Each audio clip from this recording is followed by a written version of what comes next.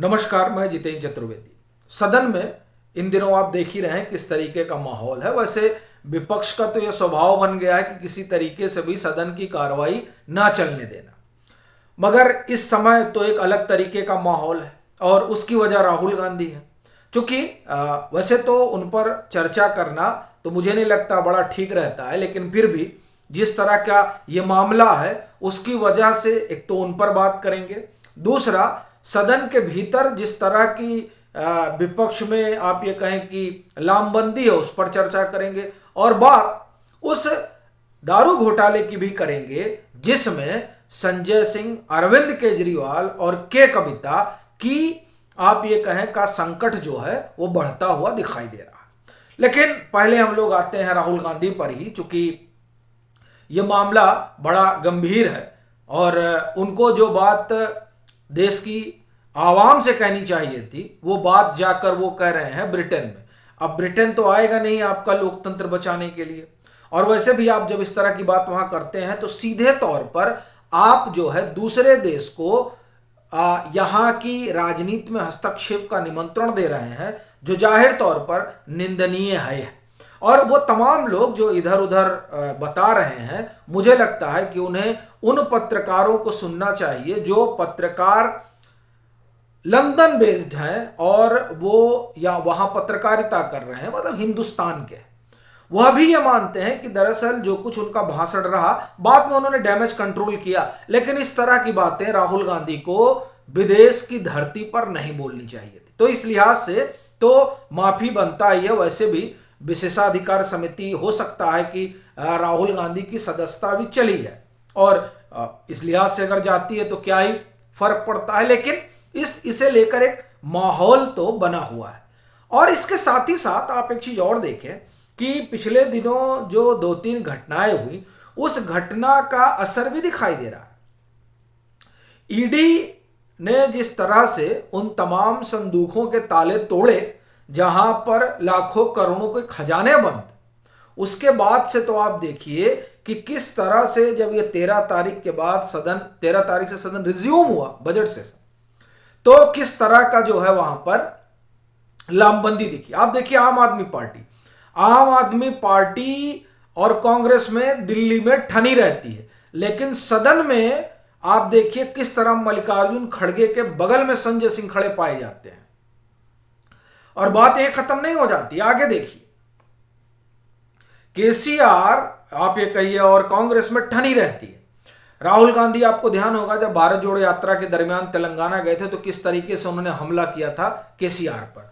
लेकिन चर्चा यह है कि गुप्त मीटिंग हुई है केसीआर की पार्टी के नेता और कांग्रेस के बीच में। हालांकि केसीआर या आप कहें कि भारतीय राष्ट्र समिति बीआरएस ने इसे खारिज किया कि नहीं ऐसा कुछ भी नहीं, लेकिन कहा जा रहा है कि संभवतः गठबंधन की बात हो सकती है। और वैसे भी इसके संकेत तो के कविता ने जब महिला आरक्षण रिजर्वेशन वाले पर उनका जंतर मंतर पर धरना वगैरह था तो उन्होंने जिस तरह से सोनिया गांधी की भूरी भूरी प्रशंसा की थी, वहीं से संकेत मिलने लगे थे।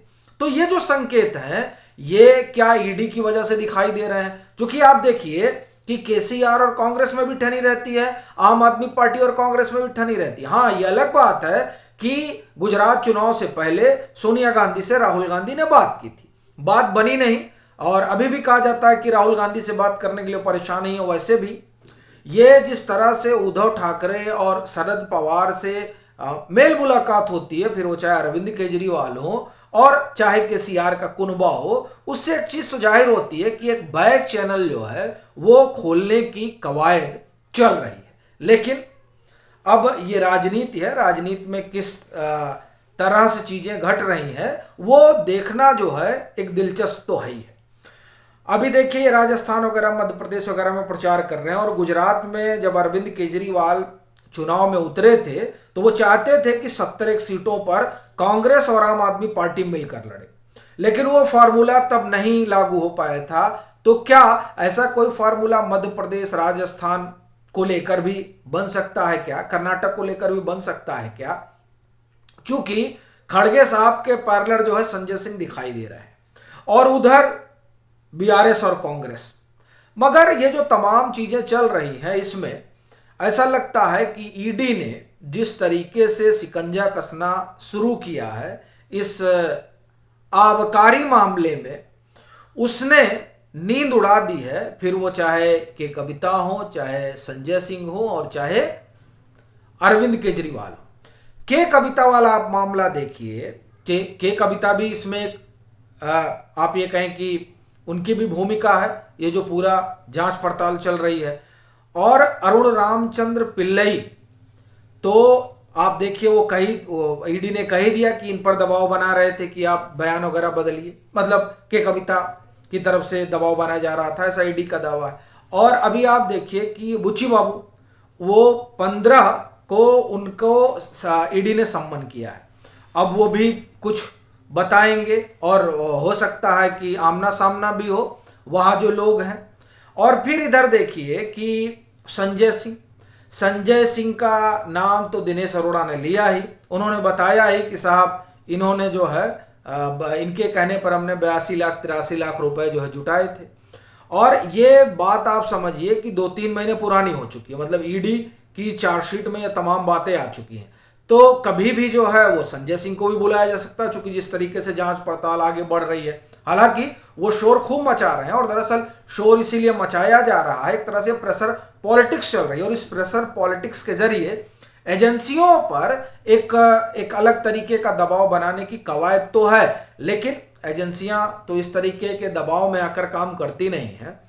पर जो भी हो, ईडी ने जिस तरीके से अपनी चार्जशीट में तमाम बातें लिखी हैं, उसके बाद संजय सिंह के लिए भी परिस्थितियां बहुत बेहतर नहीं हैं। और उनसे पूछा जा सकता है, बोला चूंकि दिनेश अरोड़ा तो बताया ही है, और दिनेश अरोड़ा को उन्होंने कॉल किया था, तो जाहिर तौर पर जब तमाम तरह के इलेक्ट्रॉनिक डिवाइस जो इस पूरे मामले से जुड़े हुए लोग हैं उनके जब ईडी ने रखे हैं, तो वो दिनेश अरोड़ा के भी डिवाइस होंगे, और उसमें भी पूरी कॉल हिस्ट्री होगी, जिस हिस्ट्री में इनकी भी कॉल होगी।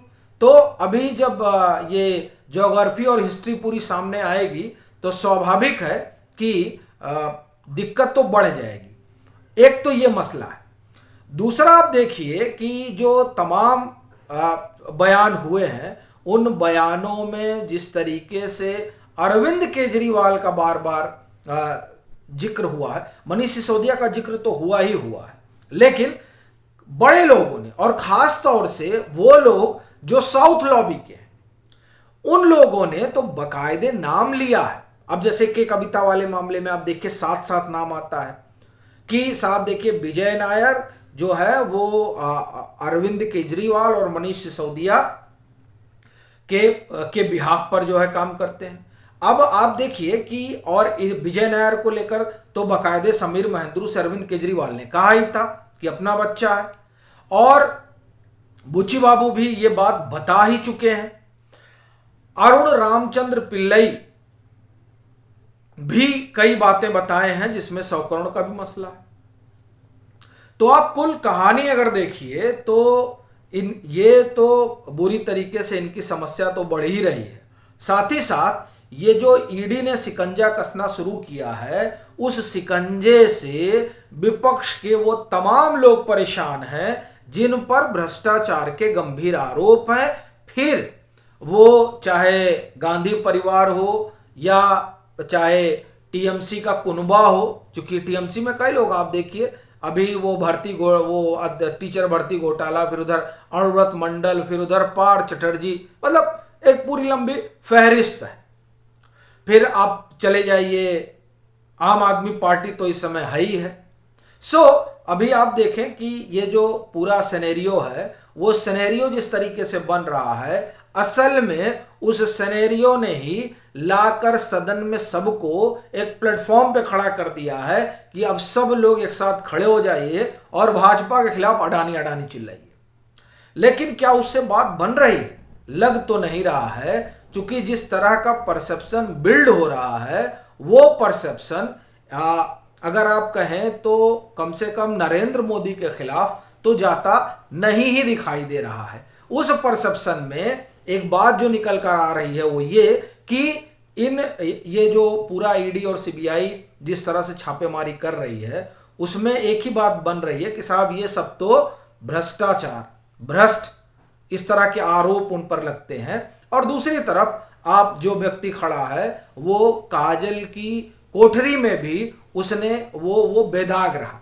तो ये जो एक छवि बन रही है और बनी है, दरअसल यही उनकी सबसे बड़ी पूंजी है। इसीलिए अडानी वाले मसले को खूब जोर शोर से उठाया भी जा रहा है। लेकिन ऐसा लगता है कि जो सदन में अडानी अडानी चिल्लाया जा रहा है या जेपीसी वगैरह की मांग की जा रही है, असल में ये मांग जो है वो विपक्ष के इन तमाम अलंबरदारों के लिए और समस्या का सबब बनती जा रही है। चूंकि अब ये बात निकल कर आ रही है कि साहब आप सब तो पकड़े जा रहे हैं। जब आप सब खुद कटघरे में खड़े हैं तो कैसे आप नरेंद्र मोदी पर इस तरह के आरोप लगा सकते हैं? पहले तो आप खुद पाक साफ हो जाइए।